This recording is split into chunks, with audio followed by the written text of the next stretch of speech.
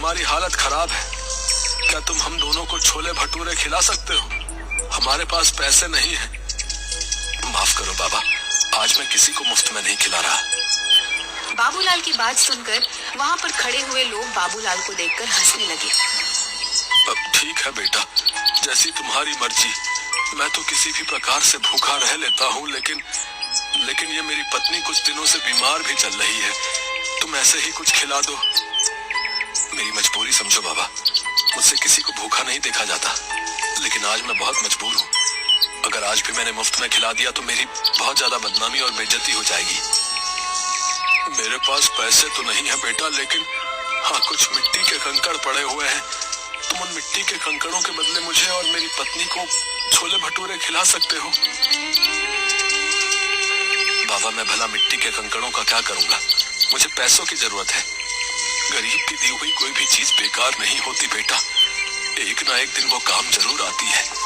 उपहार समझ कर रख लेना। बाबूलाल को उस बुजुर्ग पर बहुत ज्यादा तरस आया। ठीक है बाबा, लाओ उन मिट्टी के कंकड़ों को दो। मैं तुम्हारा आशीर्वाद समझ कर रख लेता हूँ। तुम दोनों जितना खा सकते हो उतना खा लो। उस बूढ़े ने एक पोटली बाबूलाल के हाथों में थमा दी। बाबूलाल ने देखा उसमें मिट्टी के कंकड़ रखे हुए थे। बाबूलाल दोनों पति पत्नी के लिए गर्मा गर्म छोले भटूरे बनाने लगा।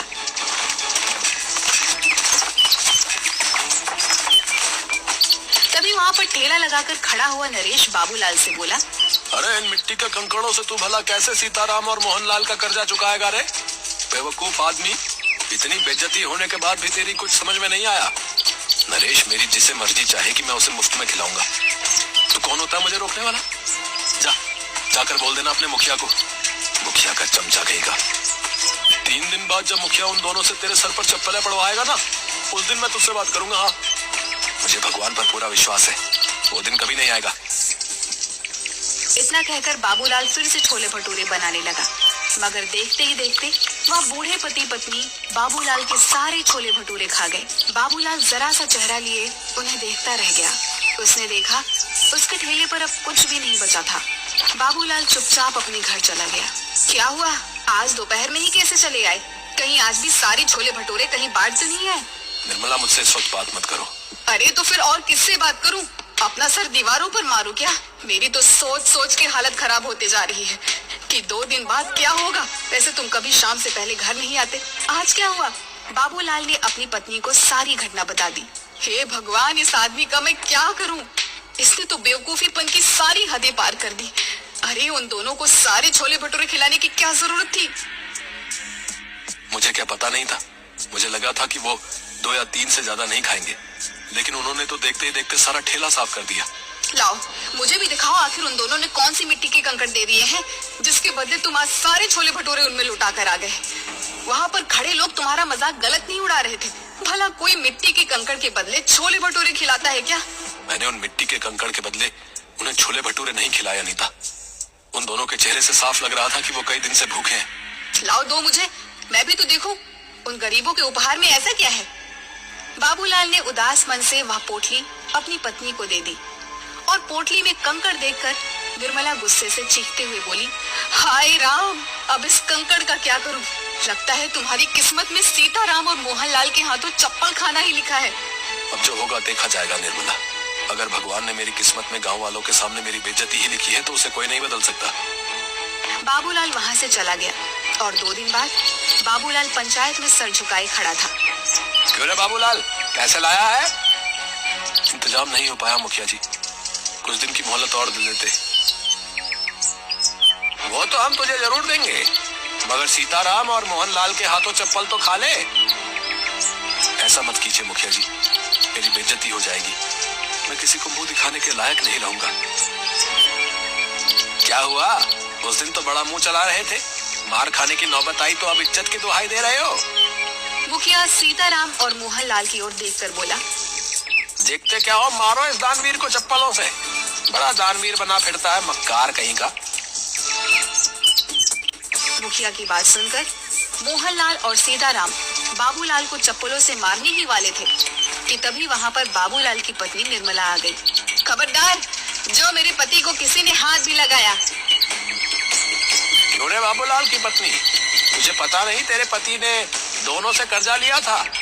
तेरी इतनी हिम्मत कि तू मुखिया के आदेश को चुनौती दे। मुखिया की बात सुनकर निर्मला ने मोहनलाल और सीताराम के पैसे मुखिया के मुंह पर मार दिए।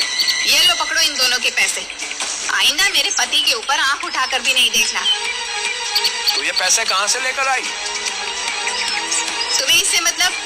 तुम्हें इनके सारे पैसे चाहिए थे ना, और इनके पैसे मैंने तुम्हारे मुंह पर मार दिए। बाबूलाल निर्मला के पास पैसे देखकर हैरान रह गया। बाबूलाल ने आहिस्ता से निर्मला से पूछा, निर्मला तुम ये पैसे कहाँ से लेकर आई? घर चलो मैं तुम्हें सब बताती हूँ। बाबूलाल निर्मला के साथ घर पर आकर बोला, अब बताओ भी निर्मला, तुम ये पैसे कहाँ से लेकर आई? आज जब तुम्हें मोहनलाल और सीताराम पकड़ कर ले गए थे तो मैं फूट फूट कर रो रही थी। रोते हुए मुझे अचानक गुस्सा आ गया और मैंने गुस्से में वो पोटली बाहर फेंकने के लिए निकाली जिसमें कंकड़ थे। मगर जैसे ही उस पोटली में से कंकड़ फेंके तो उसमें से कंकड़ नहीं बल्कि बेशकीमती हीरे निकले। मैं तुरंत एक हीरा गिरवी रखकर पैसे ले आई और मुखिया के मुंह पर मार दिए। निर्मला की बात सुनकर बाबूलाल हैरान होकर बोला, लेकिन उसमें तो कंकड़ पत्थर थे। मैं भी हैरान रह गई थी। बहुत सोचने के बाद मुझे एहसास हुआ कि शायद वो दोनों बूढ़े पति पत्नी कोई मायावी लोग थे जो तुम्हारी मदद करने आए थे। निर्मला ने इतना कहा ही था कि तभी दरवाजे पर दस्तक हुई। निर्मला उन हीरों को देखने में खोई हुई थी। बाबूलाल ने जाकर दरवाजा खोल दिया। दरवाजे के बाहर वही बूढ़े पति पत्नी थे जो बाबूलाल की ओर देखकर मुस्कुरा रहे थे। आप दोनों कौन हैं? हम दोनों देव हैं। 2 दिन पहले तुम जिस बरगद के पेड़ के नीचे खड़े होकर भगवान से बातें कर रहे थे, हम दोनों तुम्हारी बातें सुन रहे थे। हमें लगा कि तुम्हारी मदद करनी चाहिए। मैं आप दोनों का कैसे शुक्रिया अदा करूं? अगर तुम्हें हमारा शुक्रिया अदा करना है तो एक बात ध्यान रखना, इन हीरो को बेचने के बाद तुम बहुत ज्यादा अमीर हो जाओगे, लेकिन कभी भी गरीबों को खाना खिलाना मत भूलना। चाहे कितनी भी अड़चने आए, चाहे कितनी भी परेशानियां आए, याद रखना भगवान उस व्यक्ति को बहुत ज्यादा पसंद करता है जिसके दिल में दूसरों के लिए दर्द होता है। इतना कहकर वो दोनों बूढ़े पति पत्नी वहां से गायब हो गए। उस दिन के बाद बाबूलाल देखते ही देखते बेहद अमीर हो गया, लेकिन वो आज भी गरीबों को मुफ्त में छोले भटूरे खिलाता है।